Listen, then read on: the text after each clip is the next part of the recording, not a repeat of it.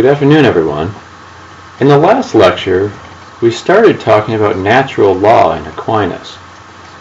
Now, law is something that we might be tempted to take for granted since we're so familiar with it. But one of the important tasks of philosophy is to turn our attention to some of the things that we're so familiar with that we take them for granted. So as philosophers, we might ask, what is law? In last class, we saw Aquinas' answer to this. Law is something that binds us because it's a dictate of reason, practical reason, we could note. It's one of the tasks of reason to direct us to certain ends, certain goods, and away from others. And the emphasis is on the us. Law concerns goods that are common, and because they're common, law must be determined by someone who has charge of the whole community. And it must be promulgated or announced in order to be applied to the people it's supposed to guide. Now, last class we also distinguished three types of law: eternal law, natural law, and human law, each of which participates in one of the types of law that is above it.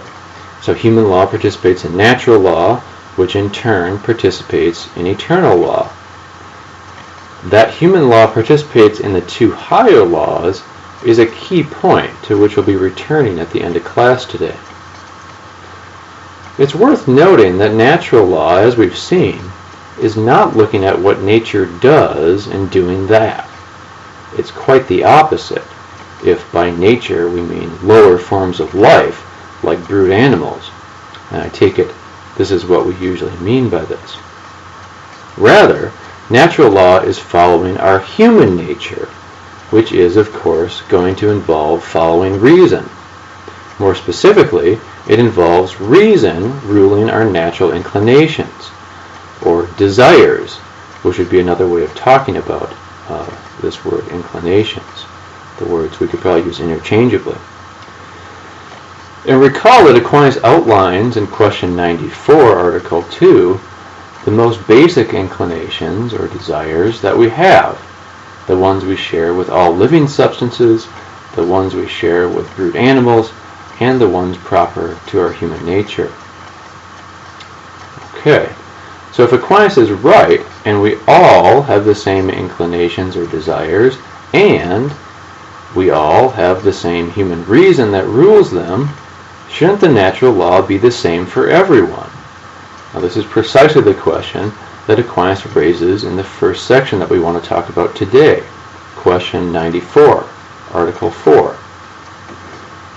Now, we might have gotten the impression that Aquinas is a hardcore absolutist, and we might expect him to say, of course the natural law is the same for everyone. What a silly question. But his answer is much more complicated because the reality here is much more complicated. As it turns out, we need to make some distinctions in order to think about this clearly. He's trying to be helpful by once again beginning with speculative reason. And we saw this in our reading yesterday as well.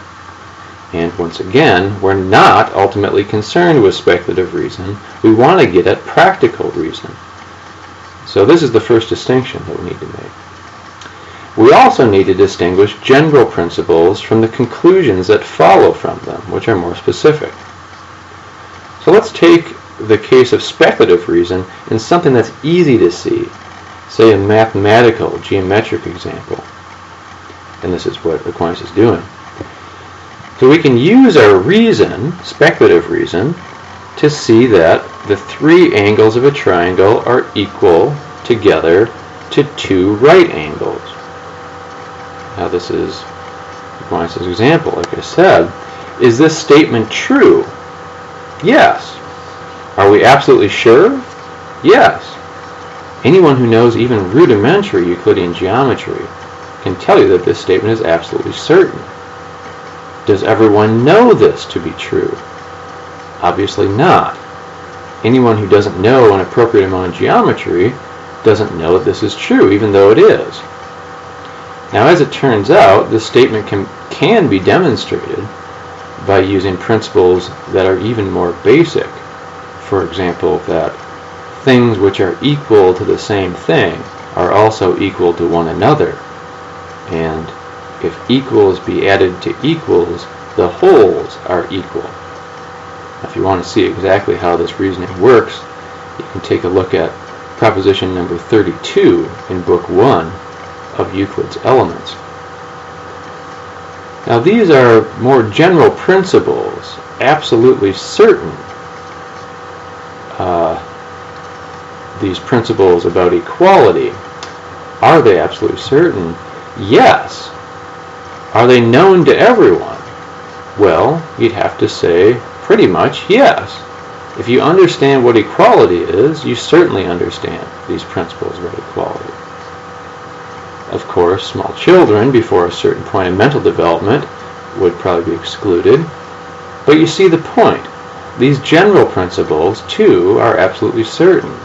And everyone who has the use of their reason knows this. So this is how speculative reason works. It's all absolutely certain. And the basic principles are not only certain, but known by all people to be certain.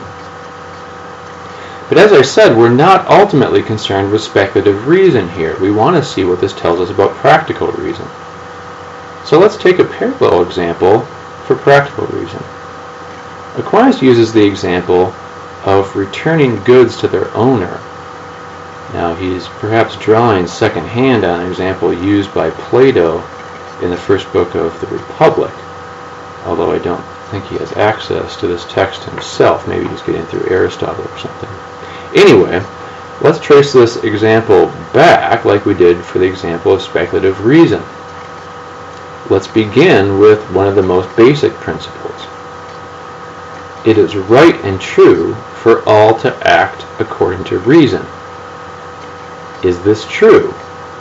Yes. Are we absolutely certain? Yes. Aquinas and Aristotle have shown us that this is a basic truth about human nature. Does everybody know this? Aquinas is also going to say yes here. This is a moral truth parallel to the one about equality in our geometry example. Anyone who understands even a little bit about human nature, morality, happiness, and our real inclinations or desires should know that this one's true. So this is not only absolutely certain, but also pretty much known by everyone to be certain. It's a general precept of the natural law. Now let's take a conclusion that follows from this principle.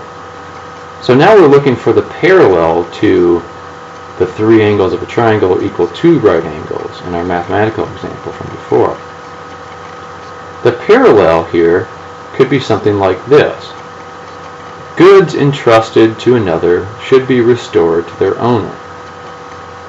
Is this absolutely true? We might be tempted to say yes. After all, you would think it to be a grave injustice if your bank decided not to honor this principle, right?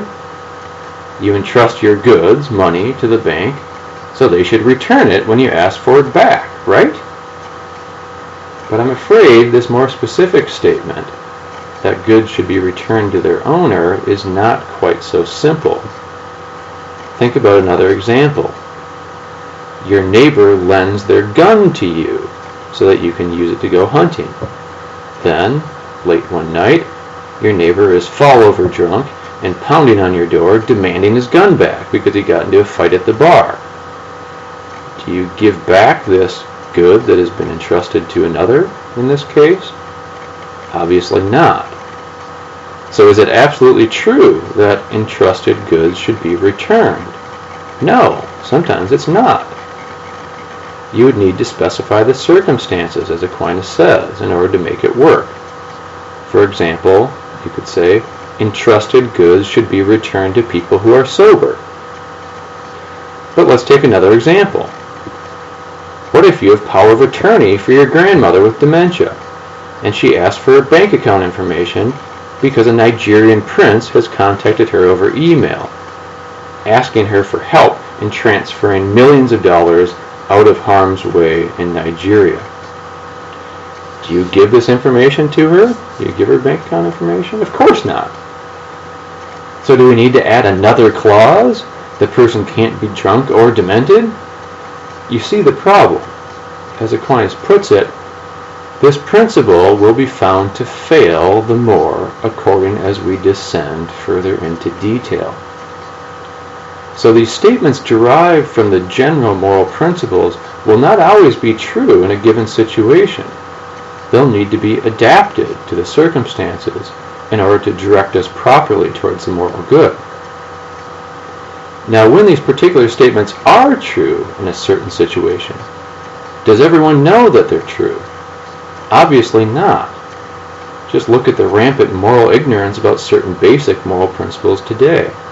It is in fact true that people are sometimes ignorant about even clear-cut applications of even fairly general moral truths derived from the natural law. And this is not new in the human experience. You see in the reading one of Aquinas' favorite examples of this type of moral ignorance. Julius Caesar recounts in his writings that the Germans of his time didn't think that theft was wrong, even though it's obviously a very basic and general moral truth derived from the natural law. So how does this ignorance of basic moral truths happen? Aquinas mentions some possible reasons at the end of Article 4. He says that in some people reason is perverted by passion or evil habit or an evil disposition of nature. Now, these are some very interesting suggestions.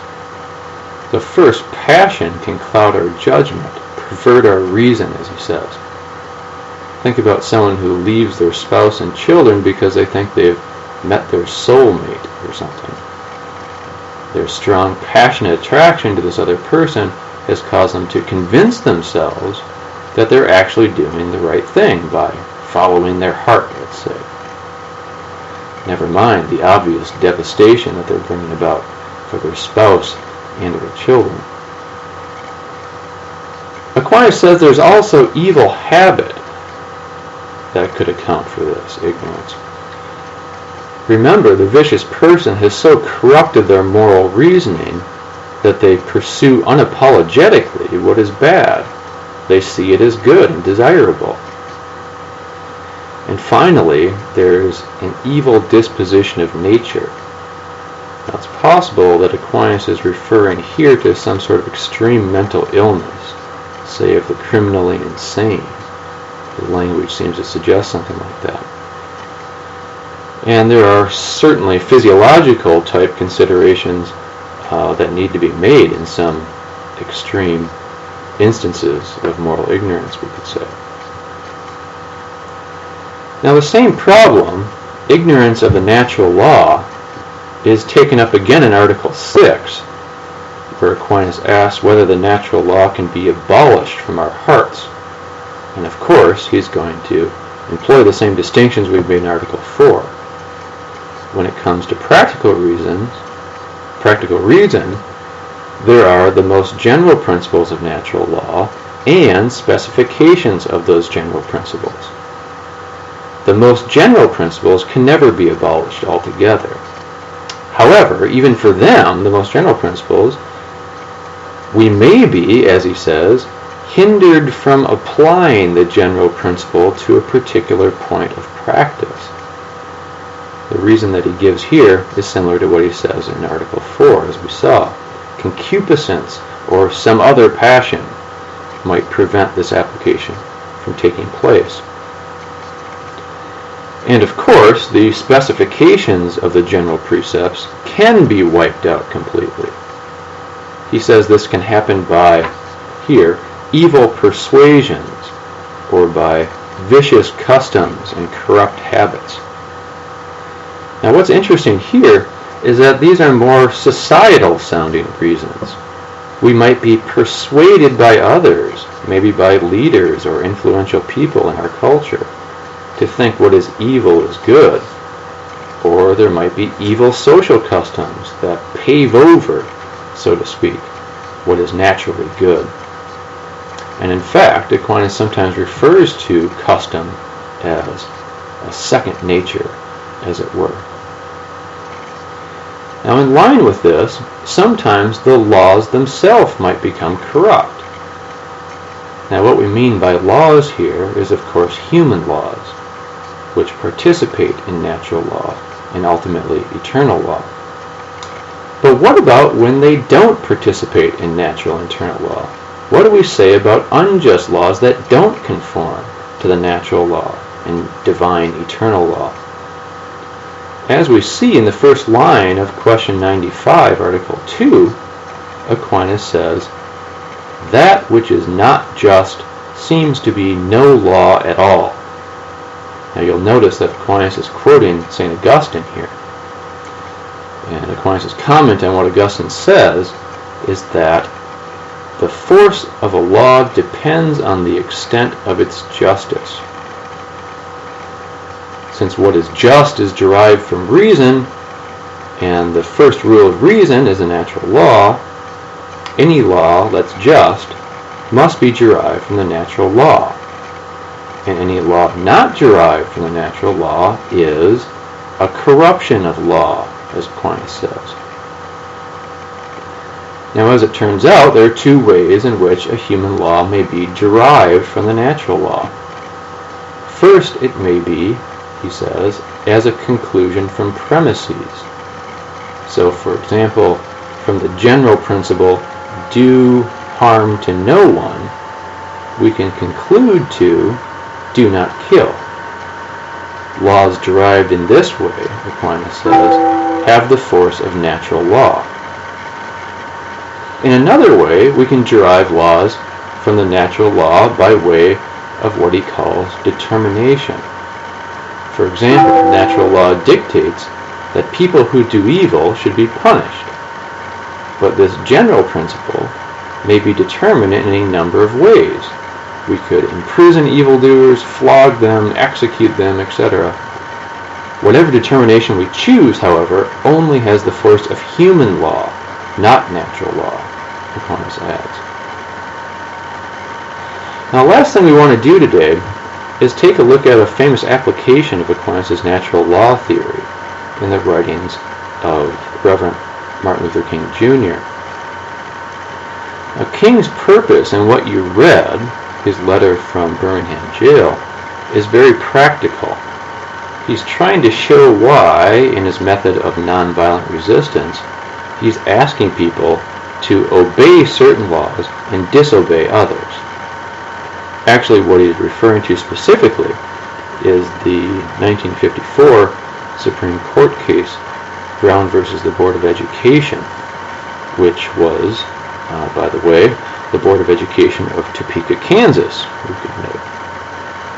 Now, this ruling declared that segregated public schools were inherently unequal to the white equivalent. So this was a law that King urged everyone to obey. But on the other hand, he urged people to disobey segregation ordinances, which too were laws, human laws. How can he defend this inconsistency? It might seem like his choices are arbitrary, just picking the laws that he likes and the ones that serve his purposes, his interests the best. In order to respond to this, he appeals to the very same quote from St. Augustine that we saw in Aquinas. An unjust law is no law at all. The segregation laws really are not laws at all, since they're unjust. How do we know that they're unjust? Anyone can claim this, right? Here King explicitly cites Aquinas. He says that an unjust law is a human law that is not rooted in eternal and natural law. Now, these are the exact terms, you'll recall, that we've seen in Aquinas. But finally, we could ask how we know what's out of harmony with God's law, as King puts it. He gives us some examples. Let's take a look at the first one. Any law that uplifts human personality, he says, would be in keeping with the eternal and natural law, whereas any law that degrades human personality would not be. Now, what he means exactly by human personality seems a little bit vague, but we surely see his point. treating other people with respect and as equals is a very fundamental and general precept of the natural law. Now finally, we can note that in a situation like this of injustice, the only possible appeal can be to absolute principles that others must recognize, something like the natural law. Now, to connect this back with relativism and absolutism, only the absolutist can really make this argument, and we saw this noted in A Refutation of Moral Relativism that we read at the end of our class. Now, in the history of philosophy, as we'll see tomorrow, this sort of absolutist reasoning is not going to last long. We'll get a much different picture from Thomas Hobbes and the other modern thinkers that we'll be starting on tomorrow. I'll talk to you then.